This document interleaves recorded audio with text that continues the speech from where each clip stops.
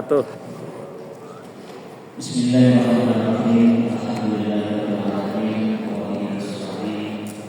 Wa ala alihi wassalatu wassalamu ala sayyidil mursalin nabiyina wa syafi'ina wa maulana Muhammadin sallallahu alaihi wasallam wa ala alihi wa sahbihi ajma'in.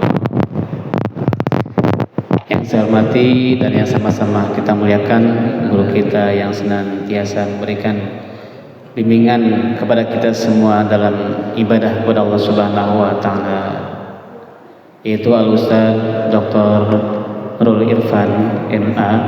Kita doakan bersama-sama semoga Allah Subhanahu wa taala dengan rahmatnya memberikan umur yang panjang disertai keberkahan kepada beliau, dan apapun yang beliau hajatkan atau yang menjadi doa Allah kabulkan dengan rahmatnya Allah Subhanahu wa taala. Amin Allah ya rabbal alamin.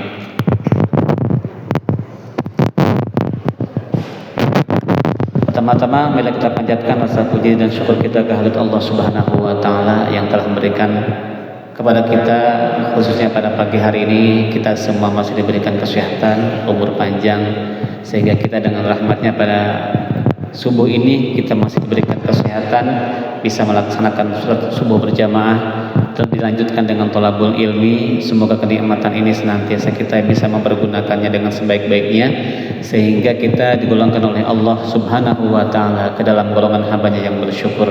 Amin Allah ya rabbal alamin. Salawat seiring salam semoga senantiasa tercurah selalu kepada yang menjadi panutan kita semua, itu Nabi Muhammad SAW, dan juga kepada keluarganya, sahabat-sahabatnya, dan tak lupa kepada kita sebagai penganut ajaran Rasulullah SAW. Hadirin jemaah pengajian subuh Masjid Raya Al-Iftitah, seperti biasa mari kita awali dan kita buka pengajian kita dengan pembacaan Ummul Quran, dengan harapan dan memohon kepada Allah Subhanahu wa taala semoga kita semua tetap diberikan istiqomah dalam mengamalkan apa yang telah diajarkan oleh guru-guru kita mengenai keimanan dan ketakwaan serta pengamalannya kepada Allah Subhanahu wa taala. Ala hadhihi niyyah wa ala kulli niyyatin shalihah wa ila hadrati Nabi Muhammad sallallahu alaihi wasallam wa ala alihi wa ashabihi ajma'in wa syai'u lillahi lahum wa lana al-Fatihah. A'udzu billahi minasyaitonir rajim. Bismillahirrahmanirrahim. Alhamdulillahirabbil alamin arrahmanir rahim maliki yaumiddin iyyaka na'budu wa iyyaka nasta'in ihdinas siratal mustaqim siratal ladzina an'amta 'alaihim ghairil maghdubi 'alaihim waladdallin. Amin. Baiklah, kepada guru kita kajiannya waktu dan tempatnya dipersilakan dengan segala hormat.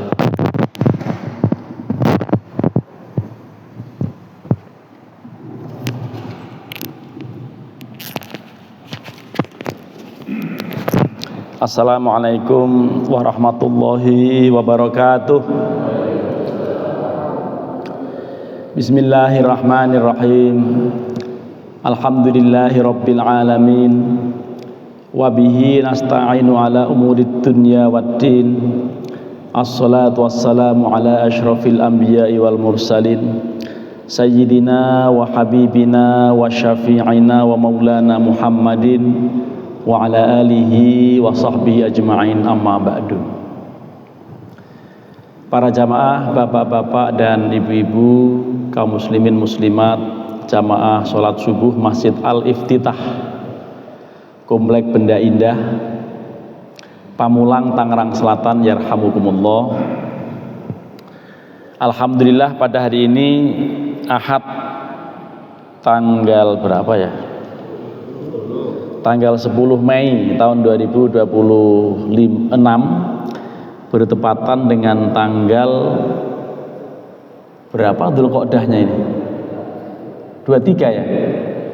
23 Dzulqa'dah kita bisa berkesempatan melanjutkan taklim kita. Hanya saya minta disetujui saja ini kalau secara rutinnya urutan-urutan kajiannya masih bab sholat, tapi kita menjelang melaksanakan ibadah kurban. Jadi saya tawarkan kepada para bapak, kita mau bahas sholat atau bahas kurban? Baik, kalau bahas kurban saya akan buka bab kurban. Ini kalau dalam kitab namanya Babul Udhiyah. Nah, nanti sih sedapat-dapatnya ini halaman 432. Ya, 432. Ya. Ini sayangnya kursor saya nggak bisa dimasukin nih. Karena ininya jadi saya harus berusaha untuk manual gini. Halaman 432 tadi ya.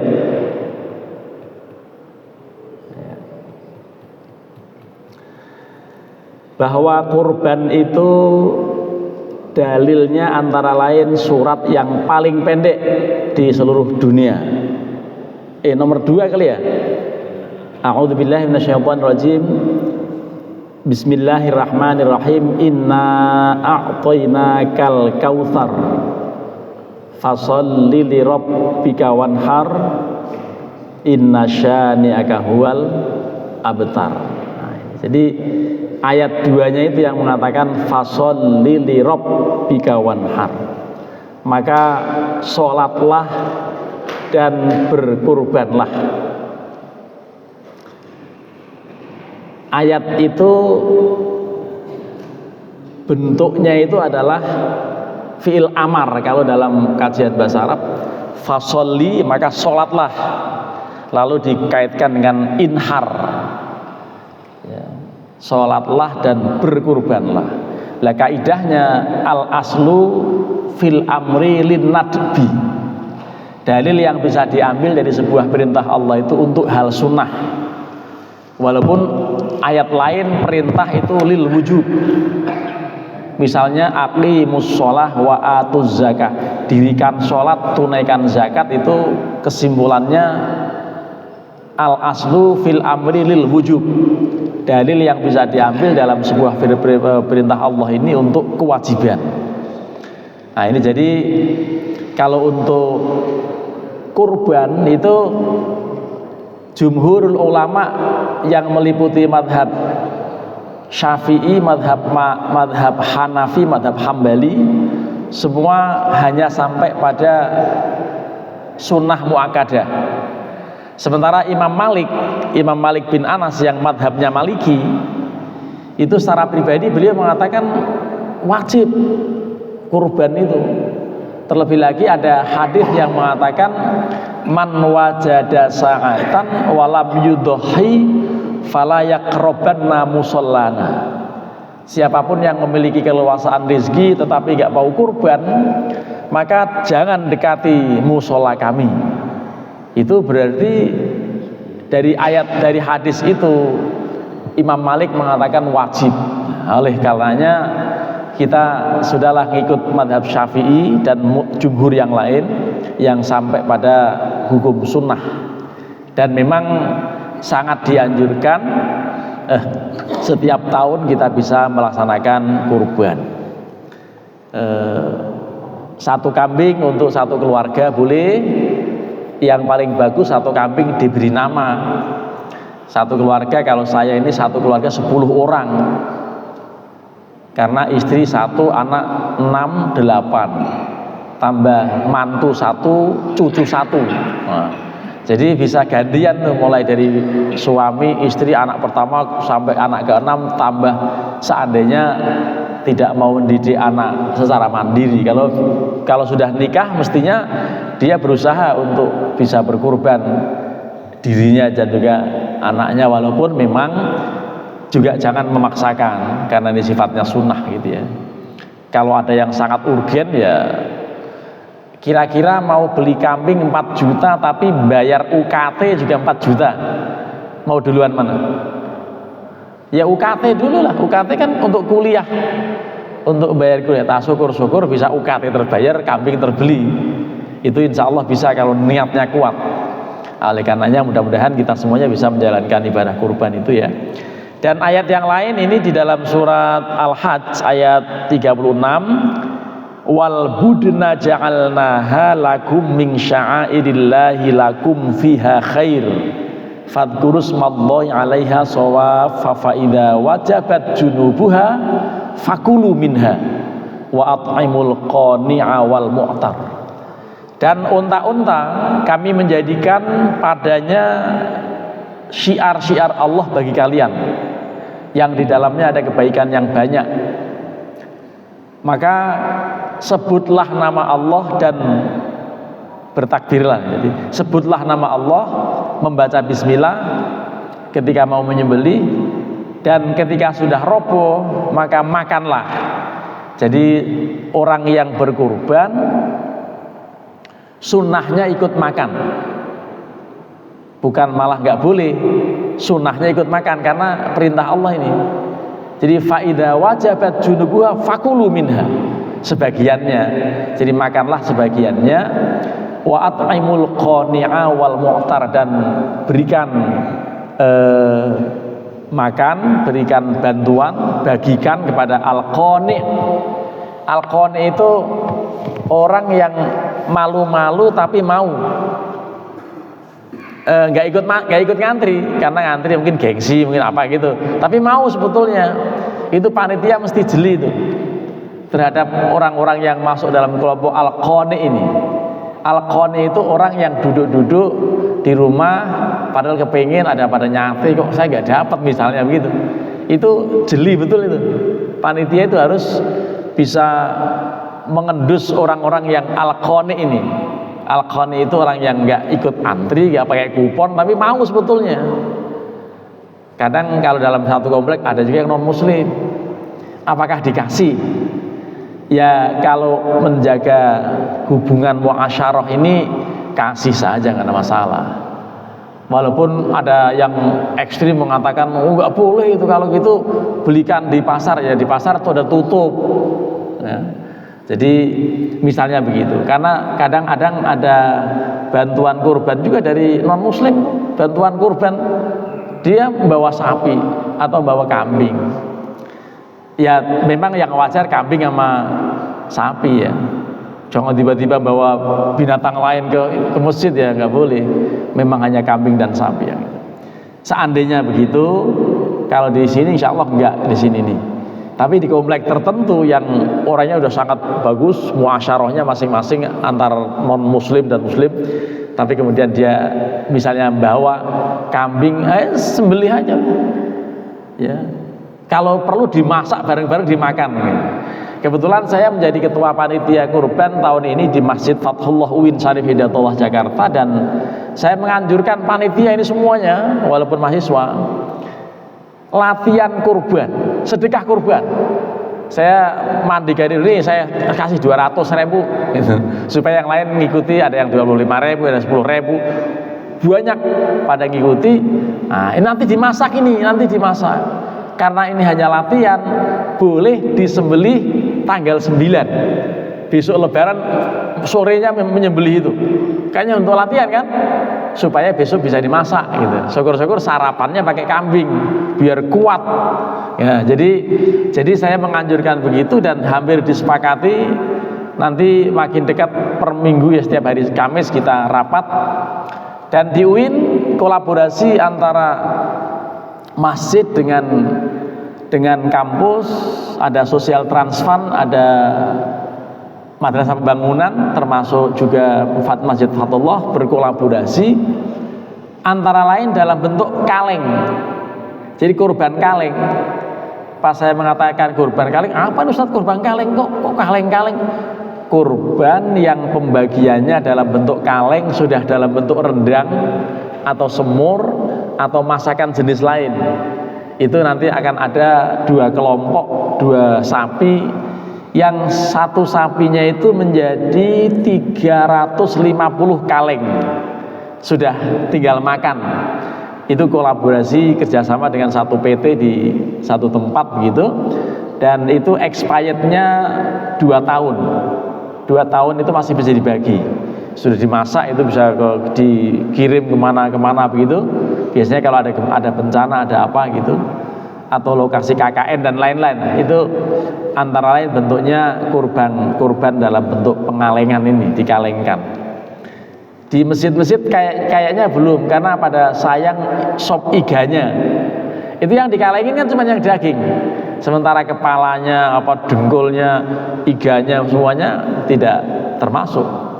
Itu sudah mulai dilakukan 2 tahun yang lalu, dan ini tahun ketiga pengalengan ini sebagiannya dalam bentuk itu ya.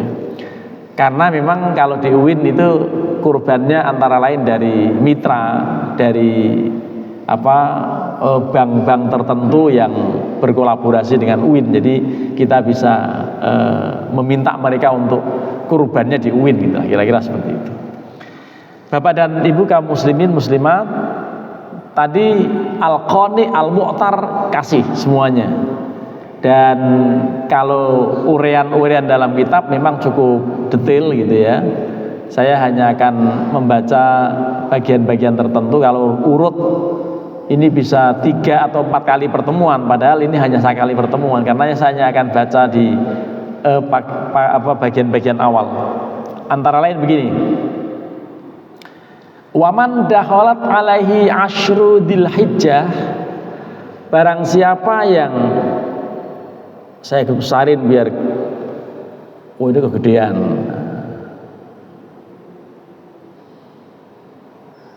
Waman dakhalat alaihi asyru dzilhijjah wa arada ayyudhiya fal mustahabbu alla yahliqa sya'rahu wa la yuqallima, atau alla yuhalliqa sya'rahu wa la yuqallima adfarahu hatta yudhiya. Pelaksana kurban kalau sudah niat, sudah punya dana, sudah berencana mau beli kambing atau sapi atau berpatungan, sudah masuk Dzulhijjah, disunahkan untuk jangan memotong-motong kuku, rambut apa segala macam. 1 minggu atau 10 hari pertama lah untuk jangan dipotong-potong sampai kemudian nanti kurban dilaksanakan. Itu sunnah saja. Itu antara lain supaya semuanya kena pembebasan api neraka katanya. Ya. Dulu ada yang diskusi, ini yang tidak dipotong kuku orang apa kuku kambing lah. Kuku kambing ada hubungan, ngapain? Lagian juga kambing nggak ada kukunya kan. Jadi kuku orang yang melaksanakan kurban itu untuk jangan dipotong-potong, jangan memotong-motong rambut juga. Ya memang kalau saya karena menyembelih, jadi 2 kuku jari saya ini suka terbalik. Jadi karena itu saya suka tetap memotong yang 2 ini. Karena kalau panjang pas nyengkeram sapi suka terbalik. Itu sakit itu begitu itu. Nah, jadi saya yang 2 ini pasti saya pangkas, yang lain-lain tidak pangkas. Itu satu fasal.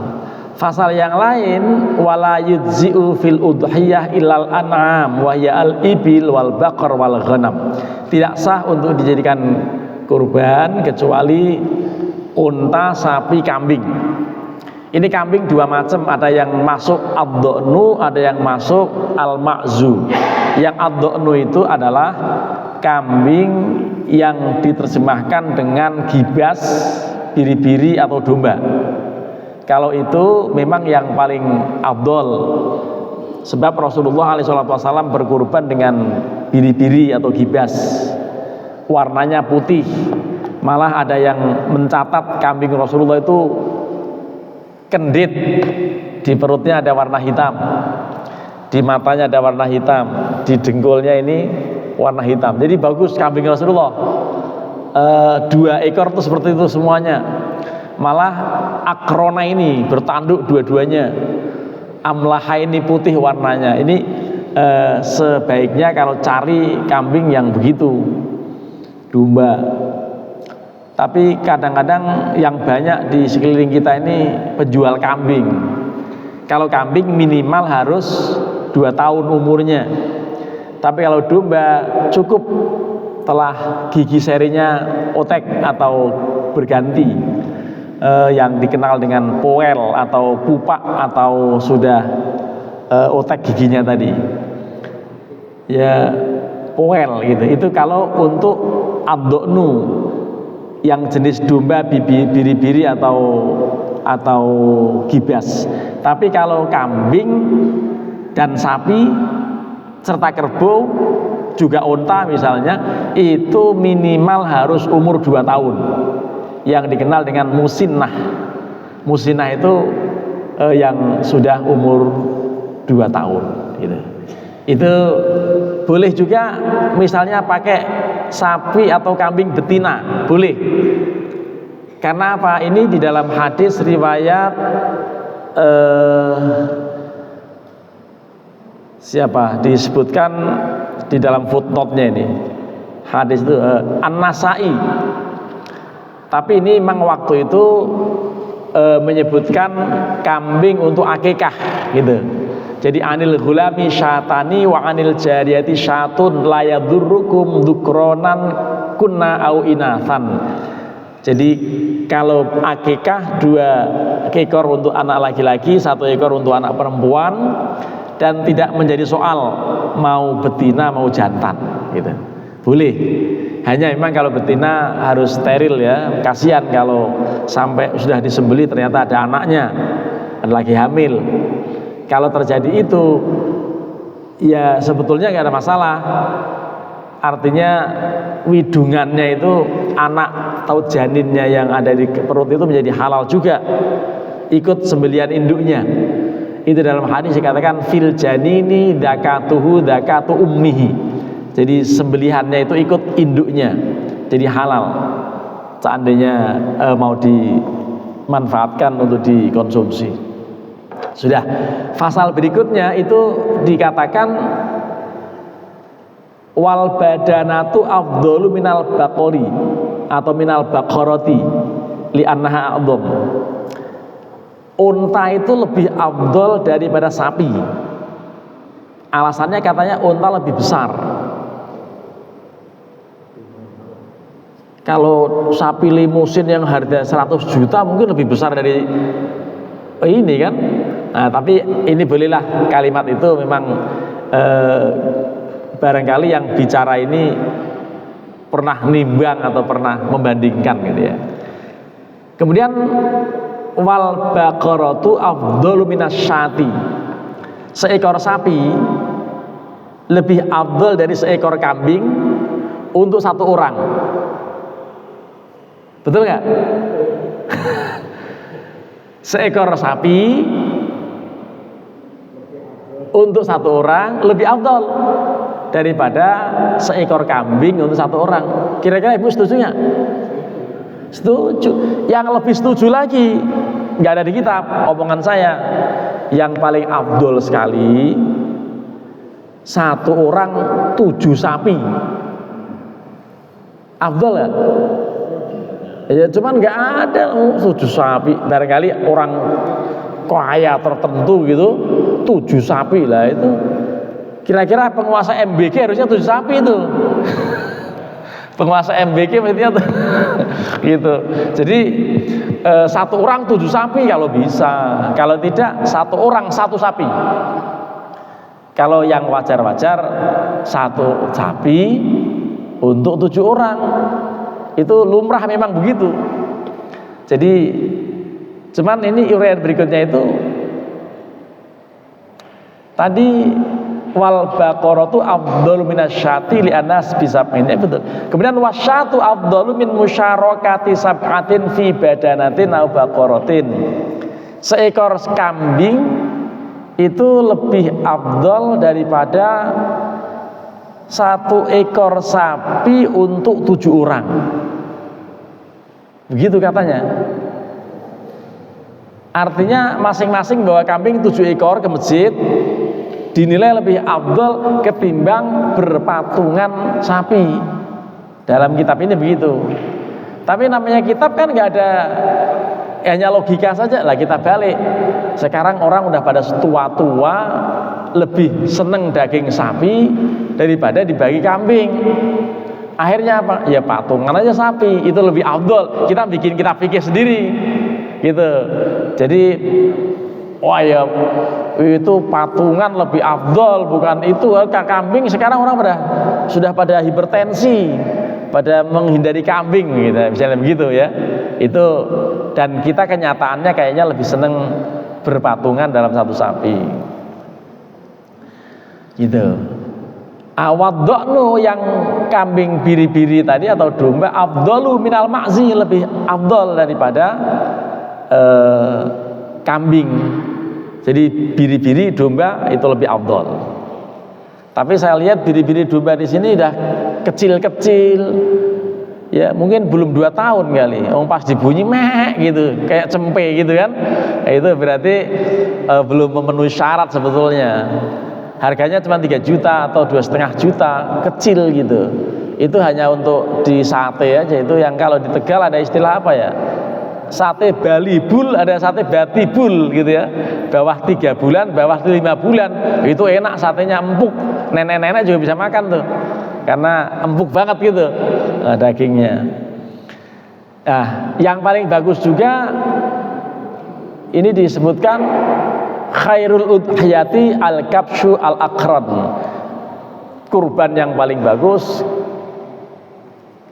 ad-du'nu al-aqran. Jadi ya tadi gibas atau biri-biri yang bertanduk gitu. Sehingga nanti ada yang mengatakan kalau nggak bertanduk makruh ya cuman makruh ini yang tetap sah gitu. Tapi yang paling bagus yang bertanduk.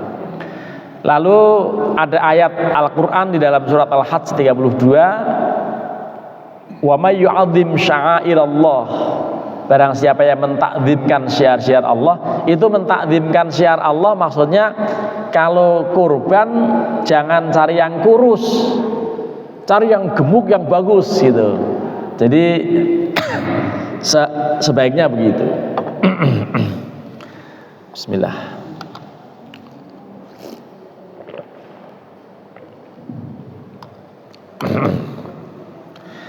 Bapak-bapak dan saudara sekalian, kita lanjutkan ya. Kita hanya ini disebutkan tidak sah untuk dijadikan kurban yang ada cacat. Yang cacat itu membuat dia kurus. Yang qusul lahma bisa mengurangi dagingnya. Seperti pincang, picek, kudisan sangat kurus, itu semuanya tidak dibolehkan. Kadang-kadang menjatuhkan dari truk patah kaki sapi, itu sebetulnya bermasalah itu. Kadang-kadang suka begitu. Ya. Kemudian ini mengenai spesifikasi hewannya gitu ya. Kalau tahun-tahun lalu ada istilah punya penyakit apa, PMK, penyakit kuku dan mulut. Kadang-kadang juga tidak sehat. Hatinya aja kadang-kadang suka penuh dengan cacing. Itu kalau ketemu itu buang hatinya, tidak sehat. Kalau dikonsumsi bisa berbahaya. Kemudian juga spesifikasi yang lain, nanti ada yang dimakruhkan juga. Ya, antara lain yang dimakruhkan itu ini di dalam uraian yang di bawah. Ya. Yang ingkasara qarnuha itu makruh saja itu. Ingkasara qarnuha itu tanduknya ada tapi pecah. Lalu syarqa, yang syarqa itu yang apa? Allati intaqabat minal kai udnuha. Jadi yang citet, kupingnya citet, ada tapi citet. Dan beberapa spesifikasi yang lain yang menunjukkan bahwa sebisa mungkin pakai hewan atau binatang yang sehat, yang bagus gitu untuk kurban. Tapi kalau ada sapi sakit mau mati, ya dipotonglah, sayang kalau tidak, ya tetap dimanfaatkan. Ya, jadi kalau yang tidak sah tadi yang pincang, yang pincang, yang buta, yang kurus sekali, yang kudisan, itu dinyatakan tidak sah. Tapi yang lain-lain hanya sekedar tidak ada tanduknya atau sekedar putus atau mungkin matanya, kalau yang pincang ya boleh sama sekali. Itu termasuk yang citet kupingnya, yang robek kupingnya, kan ada yang kupingnya dikasih tanda itu sapi tertentu itu menjadi sekedar makruh. Lalu ini soal teknis memotong, ini nggak tahu ya apa jagal-jagal itu ngaji apa enggak ya, mestinya ngaji loh. Dan syukur-syukur sebagian yang pengurus masjid ada 1 atau 2 gitu yang punya sertifikat juleha. Harusnya begitu, juru sembelih halal. karena itu menjadi standar keabdolan atau keutamaan. Kalau di dalam kitab disebutkan ya kalau bisa menyembelih sendiri ya, kalau tidak yang penting hadir di situ. Tapi sekarang di beberapa masjid melaksanakannya di RPH, sehingga yang datang ke sana hanya perwakilan. Ya perwakilan pun di video atau di foto lah, supaya nanti untuk mewakili yang lain-lain yang tidak ngelihat gitu. Nah, kalau di dalam kitab ini disebutkan wa yustahabbu ayyuwajjihadzabihatu al-qiblata. Jadi yang menyembelih termasuk yang disembelih menghadap kiblat. Kalau kambing gampang, tapi kalau sapi kadang-kadang rubuhnya ngadep ngalor atau ngadep ngetan, itu bisa tuh. Kalau ngadep ngetan kemudian diikat kakinya dibalik gitu rame-rame bisa, sebetulnya bisa. Yang penting tapi sekira berbahaya sudah, sekira berbahaya nanti dibalik malah dia berdiri ngamuk kan, nah, sudah dihajar aja waktu menghadapnya seandainya terjadi itu. Tapi sunnahnya tetap menghadap kiblat ya. Dan ini tempat wudhu juga sebaiknya menghadap kiblat. Ini yang menghadap kiblat hanya sebagian, tapi ada yang menghadap ngalor, ada yang ngetan. Kan tempat wudhu kita ini kalau waktu wudhu menghadap ke arah barat sebaiknya. Lalu itu tadi doanya Bismillahi Allahu Akbar. Ada yang mengatakan tidak perlu Bismillahirrahmanirrahim, tidak perlu pakai Ar-Rahman Ar-Rahim, karena nyatanya Rasulullah juga membacanya Bismillahi Allahu Akbar. Karena Maha Pengasih, Maha Penyayang itu menjadi nggak cocok. Lah pengasih kok binatang nggak salah digorok gitu, penyayang kok begitu nih. Itu akhirnya apa, ada yang mengatakan sudahlah Bismillahi Allahu Akbar, itu cukup. Lalu doanya Allahumma hadza minka wa ilaika. Kalau dalam hadis ini dikatakan, kemudian beliau mengatakan berdoa minallah wa ilallah wallahu akbar. Ya, ini dari Allah untuk Allah dan Allah Maha Besar. Lalu Allahumma minka walaka, Allahumma taqabbal gitu. Dalam hadis yang lain hadza min Muhammadin wa min ummati Muhammadin wa min ali Muhammadin wa min ummati Muhammadin. Rasulullah waktu mau nyembelih itu doanya, ini kurban dari Muhammad, ini dan keluarga Muhammad serta umat Muhammad. Karena disebutkan umat Muhammad, wah saya pernah dikurbanin Nabi, saya nggak perlu kurban, kata begitu ya, karena saya pernah dikurbanin Nabi ya, Nabi pernah berkurban untuk atas nama umat, maka orang nggak berkurban. Kenapa? Pelit. Nah, dasarnya pelit nggak mau kurban. Itu salah paham tuh dengan hadis tadi ya. Dan seterusnya, ini banyak urean-urean yang terkait, tapi hal-hal yang sering didiskusikan, hal teknis nanti kita bisa diskusikan, khususnya panitia ini. Mudah-mudahan panitia bisa melaksanakan dengan baik, dan tentu kita semuanya berusaha untuk bisa melaksanakan ibadah kurban tiap tahun dan ganti-ganti namanya seluruh keluarga itu. Kalau dalam kitab ini ada pernyataan wala yajuzu bai'u syai'in minal hadyi wal udhiyati nadrun kana aw tatawwu'an. Tidak boleh menjual sesuatu dari kurban, baik yang nazar maupun yang sunnah, karena memang ada hadis tentang itu ya. Ini hadisnya apa? 5 ruwiya an aliyin karamallahu wajhah qala amaroni Rasulullah sallallahu alaihi wasallam an aquma ala badanatin fauqassimu jilalaha wa juludaha wa amaroni alla waqtiyal jazira minha syai'an. Saya diperintahkan Rasulullah untuk melaksanakan kurban, dan saya bagikan semua itu, termasuk kakinya, kulitnya, ya dagingnya apalagi. Dan saya diperintahkan Nabi untuk jangan memberikan upah jagal dengan sesuatu yang ada dalam komponen hewan kurban itu, mengupai jagal dengan kulit, mengupai jagal dengan kepala, dengan kaki, itu sebetulnya Nabi tidak berkenan, karena perintah Nabi semuanya dibagi katanya. Tapi kalau memberikannya kepada jagal bukan untuk upah, ya boleh. Kenapa? Orang yang nggak kerja jadi kasih boleh, apalagi yang kerja. Kira-kira logikanya begitu. Orang yang nggak kerja jadi boleh dikasih, apalagi yang kerja. Kerja motong apa segala macam, kasih, bukan upah, dikasih. Sebagaimana ngasih yang lain gitu. Ya, sebagaimana ngasih yang lain boleh, jagal kasih boleh, bukan upah gitu. Jangan kemudian dihitung upahnya. Biasanya ada akad, pokoknya 1 ekor sapi 1 juta, tapi nanti kepala seluruhnya, lalu kulit kami ambil. Itu kira-kira akad begitu itu termasuk upah atau bukan?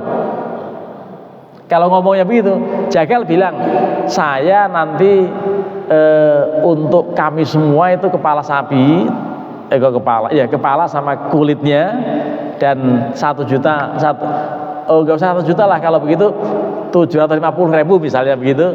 Itu kan berarti transaksi upah itu kalau begitu. Jadi hindari yang itu supaya tidak melanggar hadis ini. Karena Sayyidina Ali bilang begini, ya walaupun begitu kami tetap ngambil dari uang kami untuk upah dia. Makanya ini di dalam hadis itu dikatakan wa qala nahnu nu'tihi min indina. Kami tetap memberikan upah tapi dari kami. Sehingga harga sapi yang dalam spanduk itu sudah termasuk upah, sudah termasuk ongkos potong gitu. Supaya apa? Supaya nanti belinya tidak seperti yang dalam tulisan, tapi mungkin di bawahnya dalam rangka untuk mengambil sisa untuk upah potong gitu. Karena ada orang begini, kami hanya ngantar kambing, panitia harus dengan 500.000. Loh, untuk apa? Ongkos potong. Sudah saya kasih, malakin pula, begitu jawabnya. Saya udah ngasih kambing masih dipalakin gitu. Bahasanya kasar gitu ya. Udah kalau gitu nggak saja, nggak jadi ngasih akhirnya, karena ongkos potongnya itu. Jadi ini perlu dimusyawarahkan.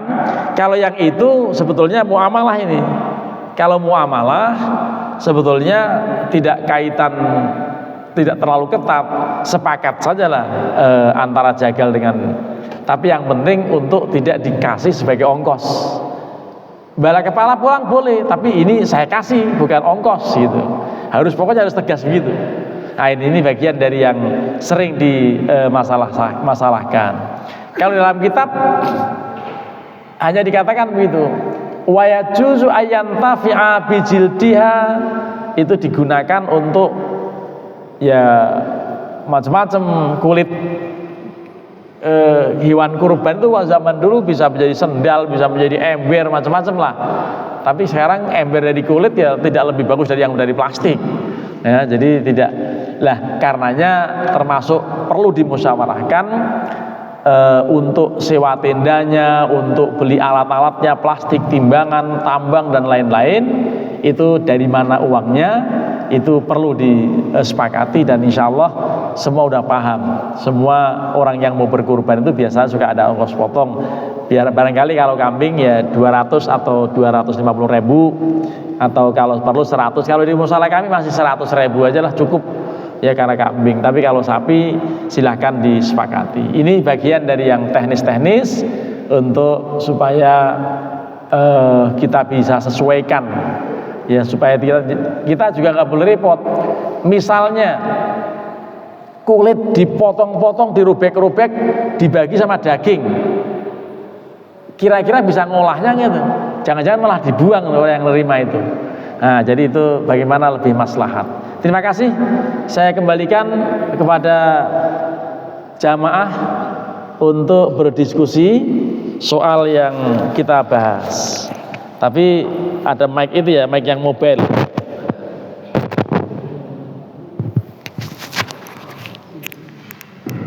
sebentar, ini saya tadi punya karet. Nah ini. Sebentar. Biar nanti enggak ribet orang. Baik, selanjutnya para jamaah sekalian, tiba waktunya untuk sesi pertanyaan.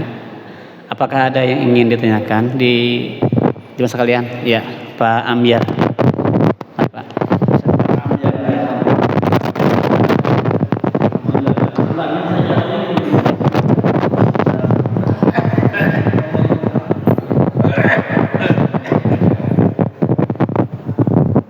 Ya, silakan. Alhamdulillah. Alam Pak Amir, silakan. Bismillahirrahmanirrahim. Assalamualaikum warahmatullahi wabarakatuh. Terima kasih Pak Ustadz. Nah, ada beberapa hal yang ingin kami sampaikan. Pertama, ada berita bahwa tidak boleh menggunakan fasilitas masjid pada saat kita memotong hewan kurban. Apakah itu benar atau bagaimana? Seperti bahkan air yang ada di masjid saja tidak boleh digunakan. Itu yang pernah kita dengar gitu. Itu hanya meluruskan persepsi saja. Yang kedua mungkin ini di tempat lain, bukan di sini barangkali. Itu yang mendapatkan hewan kurban orang yang non muslim itu tidak boleh. Bahkan orang Islam yang berbeda aliran itu tidak dibagikan. Apakah itu benar atau seperti apa?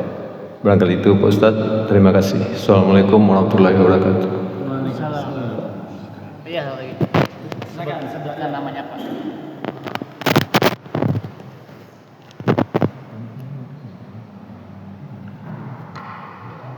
Assalamualaikum warahmatullahi wabarakatuh. Nama saya Gandung. Pak Ustadz, saya mau bertanya, ini berkaitan dengan pengalaman saya di kampung. Jadi di kampung itu ada perkumpulan kayak pengajian yasinan gitu Pak. Terus anggotanya itu sekitar 30 orang. Terus kita karena mungkin ekonominya masih pas-pasan, kita nabung lah, istilahnya nabung untuk iuran kurban. Yang jumlah anggotanya itu kan 28 orang. Nah, terus itu hasil dananya itu dibelikan sapi 1 ekor. Jadi kita itu kurbannya 4 tahun sekali, tapi bayarnya terus. Nah, ya itu absah apa enggak? Ya, yang kedua, dari kurban itu kan ada kulit sapi Pak. Nah, kulit sapi itu dijual terus ditukarkan sama daging terus ikut dibagi. Nah, itu hukumnya gimana Pak Ustaz? Itu aja. Wassalamualaikum warahmatullahi wabarakatuh.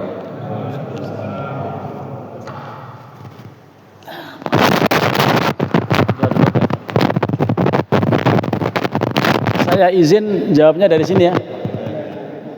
Yang di sana agak jauh. Pak Ambyar, boleh? Biar sekali kelihatan. Untuk Pak Ambyar yang tadi menyebut kurban bagi non muslim atau membagi ya, tepatnya bagi. Kalau kurban non muslim nggak boleh lah. Artinya orang Nasrani datang bawa kambing, saya mau berkurban. Itu syarat kurban harus muslim, harus akil, balik, itu begitu. Tapi kalau sekedar memberikan, ya boleh. Kalaupun ada yang mengatakan nggak boleh, itu barangkali memang ketegangan masyarakat di situ antara satu dengan yang lain. Tapi kalau sudah sering kerja bakti Agustusan bareng-bareng apa gitu, lalu betapa harmonisnya hubungan dalam satu komplek masyarakat itu, supaya tidak retak, ya oke lah. Ini dalam rangka untuk toleransi beragama, maka silahkan saja itu disepakati. Tapi sepakat ya, disepakati oleh ustadz-ustadznya juga minta musyawarah. Seandainya di kompleks saya ada yang non muslim, seandainya, dan memang ada, kebetulan Chinese, dan dia paling rajin tahlilan, paling rajin layat. Jadi kalau ada yang ini enci, iya saya memang itu, tapi juga belum Islam gitu. Tapi layat, kadang tahlilan gitu. Ya, yang begini ini akhirnya kasih aja lah begitu. Itu akhirnya tetap dikasih waktu ada kurban, waktu memberi ibadah kurban ini dikasih juga. Karena sudah akur, udah sangat harmonis hubungannya dengan masyarakat gitu. Kira-kira begitu. Itu, tapi kalau misalnya ada yang tidak sepakat, ya kita ajak rembugan apa yang terbaik supaya tetap hubungan muasyarah antar warga dalam komplek itu, dalam satu masyarakat akan lebih baik. Saya hanya bisa komentar itu untuk yang ini ya, tapi tadi yang satu lagi apa Pak Biar ya? Oh iya, ini juga kesepakatan lah. Memang kalau kas masjid untuk kurban kayaknya nggak pas ya. Kalau kas masjid itu biasanya untuk apa? Itu juga nanti sepakat ya. Kalau sudah sepakat untuk bukan kurban, harus ada dana yang dibolehkan dan disepakati untuk pelaksanaan kurban. Beli plastik, sewa tenda, beli tambang, beli macam-macam itu juga ada alokasi gitu. Seandainya tidak boleh menggunakan uang kas masjid, dan biasanya memang begitu ya. Biasanya di masjid-masjid agak ketat soal itu ya. Oleh karenanya tadi kalau ada orang yang berkurban dimintai ongkos potong atau dikasih tahu harga yang dimaksud sudah termasuk ongkos potong dan harga pemeliharaan misalnya begitu, sudah include, ya sudah saja. Cuman panitia juga jangan sendirian ke tukang kambingnya, tukang itunya. Kalau sendirian saling curiga nanti, wah ini banyak untungnya gitu. Jadi bersama-sama supaya apa? Supaya diketahui memang asli uangnya sekian, dibelikan sekian, supaya nanti tidak saling sakwa sangka satu dengan yang lain. Ini kira-kira kok jalan keluarnya begitu. Ya, kadang-kadang di monopoli orang tertentu yang mentang-mentang dia tukang sapi gitu. Akibatnya apa? Akibatnya suka curiga dengan seseorang begitu kan? Nah ini tidak baik. Jadi supaya terbuka sajalah. Insya Allah dengan keterbukaan akan lebih harmonis hubungan satu dengan yang lain di masyarakat. Tentang yang kedua, Pak siapa? Biar Bapak Slamet yang tadi ada istilah arisan kurban atau kurban iuran 28 orang atau 30 orang, masing-masing nilai nominalnya tidak sampai harga kambing, tetapi konsisten semuanya untuk dalam 4 tahun sekali dapat giliran. Itu kalau memang betul-betul konsisten begitu ya boleh. Tapi waktu menyembelih atas nama satu orang dan sepakat, bukan menyembelih untuk atas banyak orang. Saya hanya membayangkan kalau seandainya hadisnya itu kita imani betul, nanti di akhirat dia akan menjadi tunggangan. Kambing kecil ditunggangin orang semusola coba. Saya membayangkan di kambing kecil ditunggangin orang di musolan, naik jembatan Shirathul Mustaqim, wah itu kasihan kambingnya gitu. Kira-kira begitu. Tapi kalau semua sepakat satu tahun ini untuk atas nama fulan, tahun ini atas nama yang kedua gitu, sampai ke 28 ya boleh. Cuman biasanya konsistensi ini ada yang meninggal, ada yang apa gitu ya. Nah sudah, itu nanti kembali kepada rembugan. Karena prinsipnya soal kas, soal arisan, soal membagi pada non muslim dan lain-lain itu bagian dari muamalah. Dan prinsip dalam Islam al aslu fil muamalati al ibahatu. Prinsip dasar dalam soal muamalah itu boleh, yang penting sepakat dan harmonis hubungan satu panitia dengan yang lain, hubungan warga kompleks satu dengan yang lain, termasuk yang non muslim sekalipun bisa guyub, bisa rukun. Ya cuman tidak boleh tiba-tiba Jumatan minta non muslim muadzin, ya nggak bisa lah, nggak sejauh itulah. Jadi hanya soal-soal yang sifatnya muamalah saja. Itu saya punya pendapat begitu. Kalaupun ada yang tidak sepakat, silakan disepakati, dirembuk apa kesepakatannya. Insya Allah dalam bidang muamalah itu lebih longgar daripada bidang ibadah. Makanya kalau berkurban harus muslim, harus berakal, harus sehat segala macam, itu karena pelaksanaan ibadah. Jadi kalau yang kaitan dengan teknis itu kan muamalah, sehingga itu lebih longgar dalam pelaksanaannya. Begitu Pak Slamet. Dan oh ya, ya kulitnya ditukar dengan daging karena bisa dijual, itu bagus. Seandainya bisa begitu, tapi kalau kulitnya banyak kayaknya kok belum tentu bisa begitu. Yang lebih boleh lagi begini, di kampung saya masih berlaku. Itu benar-benar kulitnya dirobek-robek, dibagi yang mau ngambil gitu. Dan orang pada mau ngambil karena bisa mengolahnya gitu di kampung. Ya, di kampung jangankan kulit, waduk aja itu apa? Jeruan itu. Jeruan aja ada yang mau ngolah gitu. Kalau di sini mana mau ngolah jeruan gitu. Nah, jadi insya Allah dengan apa tadi upaya untuk dijual, dibelikan daging, dibagi, itu sangat bagus. Boleh seperti itu. Mungkin begitu. Kalau masih ada hal lain yang, oh ya, di tengah, kita bergeser ke tengah. Ini enaknya ngaji di sini bisa jalan-jalan, ya, biar sehat. Ya begitulah.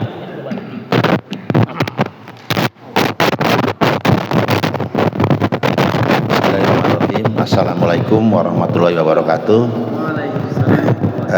Terkait dengan pelaksanaan kurban, ada 2 pertanyaan. Pertama, kalau suatu keluarga, anggota keluarganya 5 orang misalnya, bapak, ibu, anak-anak.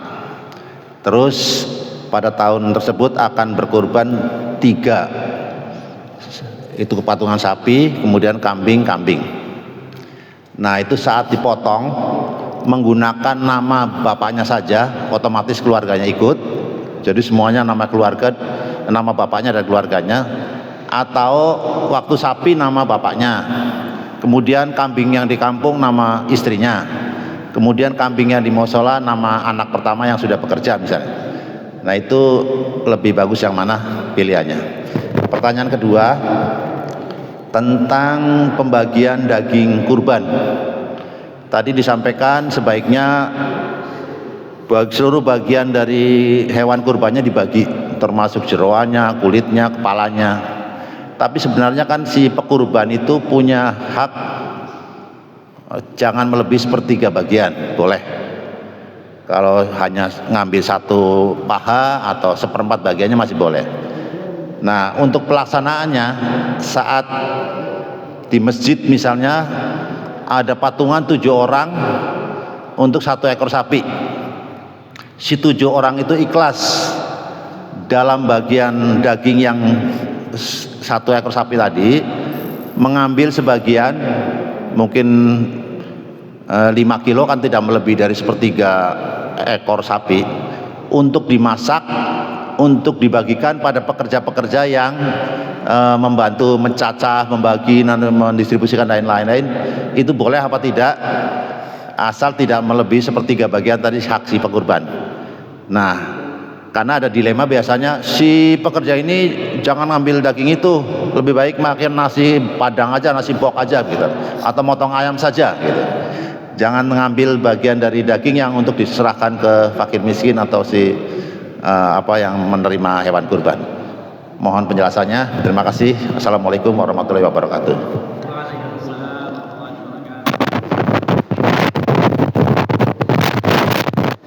Tahun ini seseorang bisa berkurban 3 peserta.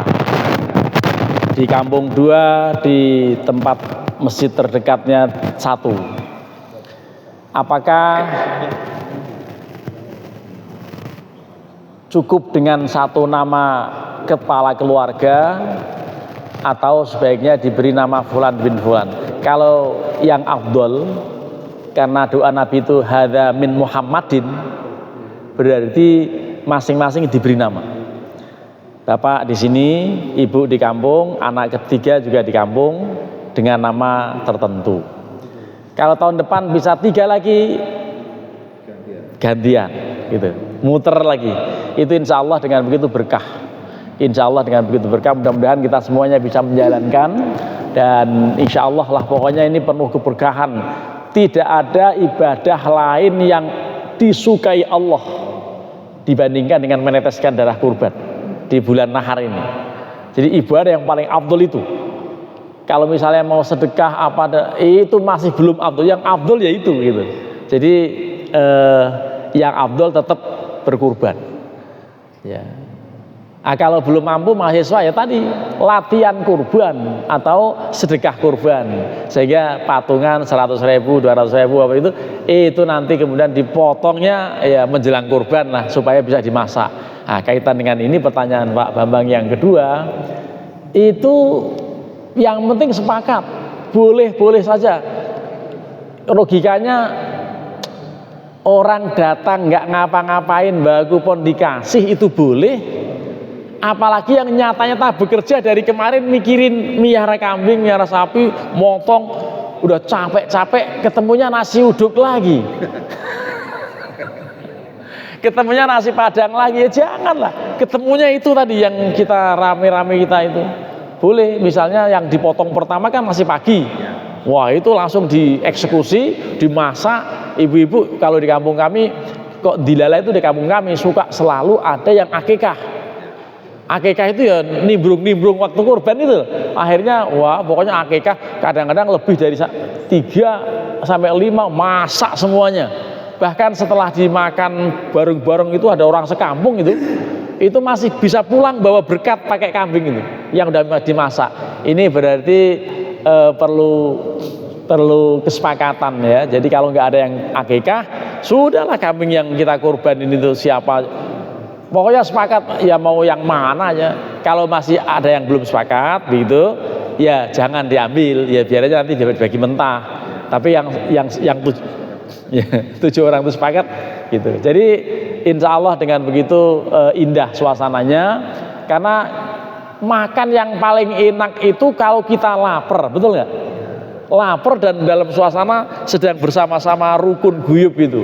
Saya tidak membayangkan kalau waktu kurban itu pada berantem, masing-masing bawa golok itu. Tajam-tajam semuanya kan, bukan hanya kambing nanti yang luka kan. Nah, jadi lebih baik adem, lebih baik tenang dan harmonis satu dengan yang lain. Apalagi tadi masak, kalau perlu disate itu enak banget tuh ya, disate, digulai apa, di masak yang isop gitu ya. Nah, jadi insya Allah ibu-ibu diminta bantuannya lah kalau perlu. Tapi ada yang MBG nggak ya? Tenaga yang MBG suruh sini ikut bantuin masak gitu ya. Demikian, mungkin masih ada ya, ada beliau mau tanya. Ya.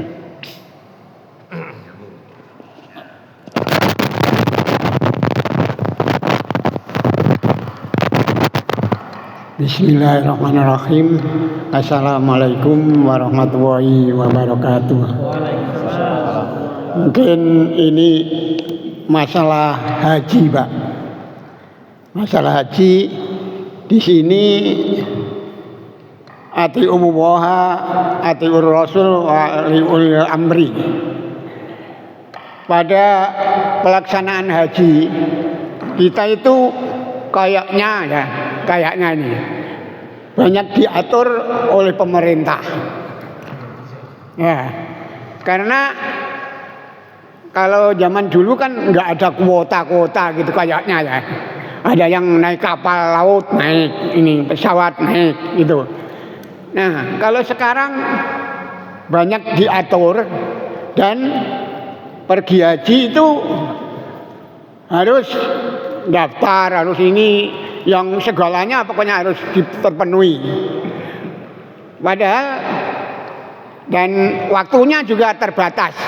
Nah, padahal apabila beliau itu berangkat sendiri atau dengan rombongannya sendiri, ngatur sendiri dengan seandainya persyaratan visa atau cadangan dana hidup di sana atau apa itu, apakah diperbolehkan gitu.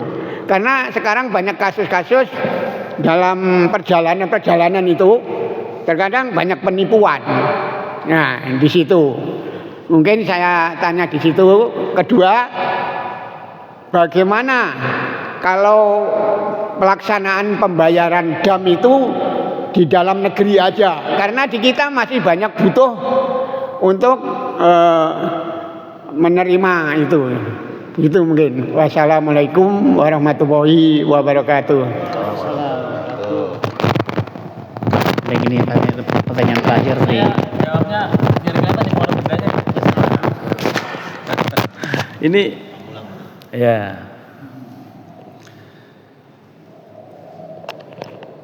Ini kita terbayang ya betapa Saudi itu bingung karena di dalam tanda kutip diserbu oleh ribuan negara dari segala penjuru. Lalu kalau tidak diatur negara ini berapa orang, negara ini berapa ribu, berapa, itu udah pasti nggak karu-karuan, nggak karu-karuan kondisi di Mekah itu lah. Karena itu kita pahami itu asalnya datangnya dari sana. Aturan itu datangnya dari sana, sehingga kita tunduk saja. Lah kita sebagai tamu harus ikut tuan rumahnya. Kan kita sebagai tamu walaupun julukan para hujat, para jamaah haji itu adalah duyufur rahman ya, tamu Allah. Tapi kan juga tamu Saudi. Nah, Saudi merasa buahnya yang mau datang, kalau nggak diberi jatah kota-kota itu bisa geger, itu bisa pada mati di sana karena apa? Wow, berjubel gak karu-karuan. Ya, beludak gak karuan. Ini tadi ayatnya wa'adzin finnasi ya'tu karijala wa ala kulli dhamiri ya'tina min kulli fajjin amiq. Itu sudah jelas itu. Jadi serulah orang untuk haji nanti pasti akan berbondong-bondong dari berbagai penjuru. Lah itu kalau tidak diatur udah enggak karu-karuan itu pastinya. Lah karenanya kita memahami betul dan kemudian ada bahkan sekarang mulai dari punya Kementerian Haji, mudah-mudahan tidak ada masalah ya, mudah-mudahan lancar saja karena sudah tidak lagi Kementerian Agama karena banyak kerjaan dari Kementerian Agama, khusus Kementerian Haji dan Umroh. Itu insya Allah mudah-mudahan bisa lebih baik lagi. Dan yang paling bagus juga ini pokoknya kita bisa haji semua ini ya, mudah-mudahan kita bisa haji semuanya ya. Yang belum haji ya haji, syaratnya daftar lalu lunasi kan gitu. Setelah daftar lunasin gitu ya. Nah mudah-mudahan ini haji memang tidak bisa sendiri-sendiri gitu. Sendiri-sendiri bagi dia enak, seakan-akan nggak pakai aturan-aturan pemerintah apa. Oh tapi di sana dianggap ilegal, nanti malah diburu-buru gitu kan. Itu makanya kita punya gelang itu khusus. Kalau meninggal misalnya kita disolatin jamaah ribuan orang di Masjidil Haram, Masjidil Nabawi gitu, kalau aturannya begitu. Dan kita tunduk aturan lah, kita sebagai tamu ikut tuan rumahnya ya, dan begitulah aturannya. Lalu yang kedua tadi soal oh iya, itu yang pemerintah ngotot sebetulnya dari kemarin, ngotot sekali untuk supaya di Indonesia, sehingga terpaksa yang dilakukan damnya di Indonesia hanya khusus para petugas yang tahun lalu jumlahnya 6.000 kali berapa? 1,5 juta. Satu harga kambing 3 juta. 3 juta kali 6.000 diserahkan Basnas. Basnas termasuk dapat duit agak banyak itu dari haji. Nah masalahnya Basnas menjalankannya betul-betul motong kambing atau apa itu Basnas gitu kan. Dan hal itu oleh MUI ditanggapi sebagai sesuatu yang nyeleneh, karena ayat Al-Quran menyebutkan hadiyam balighul Ka'bah, bahwa dam ini harus dipotong di dekat Ka'bah, di tanah suci. Nah kalau tanah air kan bukan tanah suci Pak gitu. Jadi tanah air ini bukan tanah suci lah. Itulah yang oleh MUI belum bisa, belum berani, belum mau mengeluarkan fatwa bahwa dam bisa dipotong di Indonesia. Seandainya MUI boleh, itu nanti Basnas panen itu ya, karena akan dikelola Basnas. seperti panennya MBG juga gitu.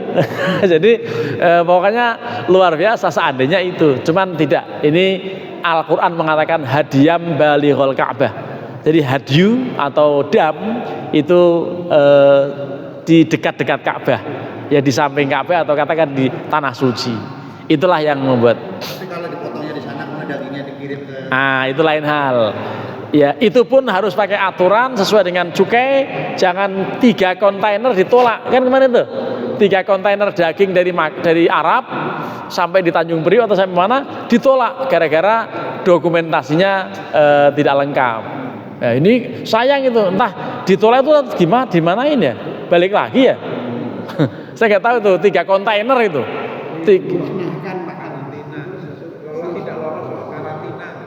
Iya. Nah, cuma nanti penyelesaiannya gimana karena dia pasti ada expirednya kan, walaupun pakai es kan, wah itu bisa busuk itu kalau begitulah. Oleh karenanya boleh, tapi kemudian tata aturannya tetap ditaati supaya tertib.